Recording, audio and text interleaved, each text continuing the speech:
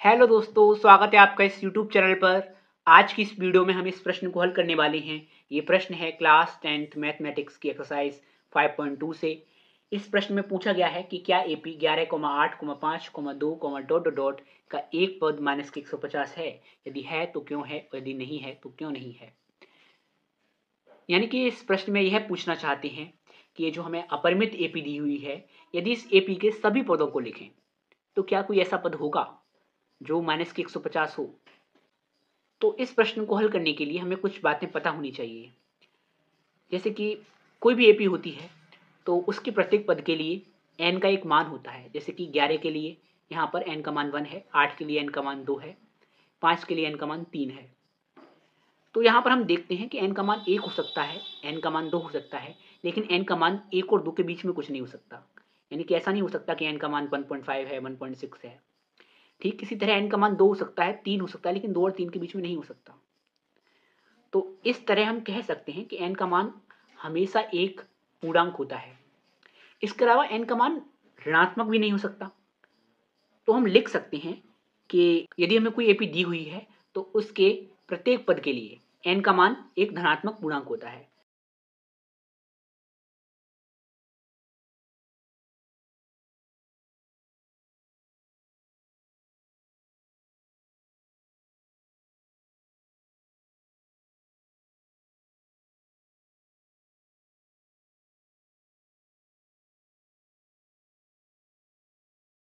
अब हमें इस प्रश्न में ये जो पद दिया हुआ है माइनस के 150, इसके लिए n का मान निकालना है।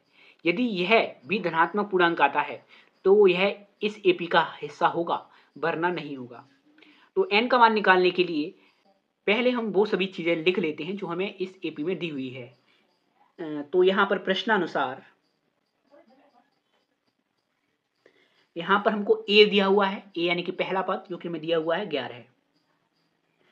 इसके अलावा D के हम कैसे निकालते हैं, किसी भी पद में से उससे पहले वाला पद घटाकर। तो हम निकाल सकते हैं D बराबर 8 माइनस 11, जो कि बराबर आता है माइनस के 3 के। अब इसके बाद हम यहाँ पर जो 150 दिया हुआ है उसे AN मान लेते हैं। तो AN बराबर माइनस के 150। अब हम एक फॉर्मूला जानते हैं कि AN बराबर A plus N minus 1 into D. तो AN बराबर A plus N minus 1 into D. अब इस फॉर्मूले में हम ये सभी वैल्यू रख देंगे तो हमें यहाँ से n का मान पता चल जाएगा। तो ये सभी वैल्यू हम इस फॉर्मूले में रखते हैं। तो AN की जगह माइनस के 150 बराबर A की जगह हमारा 11 प्लस n तो हमें पता नहीं है। इसके अलावा D हमें दिया हुआ है माइनस के 3। इसके बाद हम यहाँ पर माइनस के 3 का अंदर मल्टीप्लाई कर सकते हैं। तो ये हमारा हो जाएगा माइनस के 3n और यहाँ पर प्लस के 3, माइनस माइनस प्लस हो गया।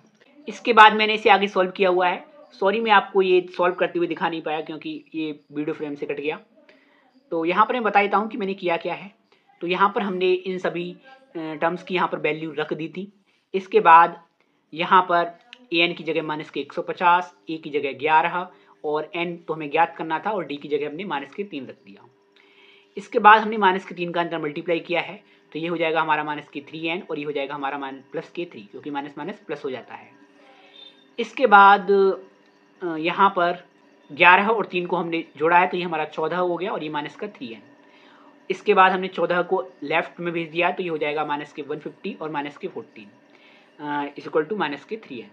इसके बाद हमने इन दोनों को सॉल्व किया तो ये होता है माइनस के 164 इज इक्वल टू माइनस के 3n। इसके बाद n की वैल्यू निकालने के लिए हमने यहाँ पर माइनस के 3 को इधर भेजा तो ये हमारा डिवाइड में चला गया और ये हमारा आया n बराबर माइनस के 164 डिवाइड बाई 3। जब हम भाग लगाते हैं माइनस के 3 से माइनस के 164 में तो हमारा आता है 45.333।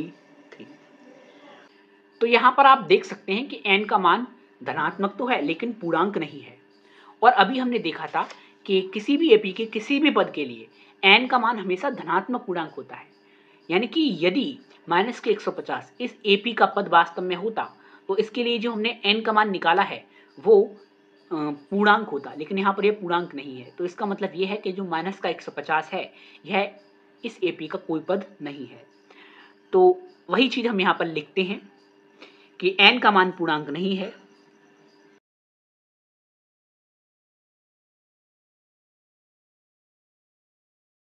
अतः माइनस के 150 दी गई AP का पद नहीं हो सकता।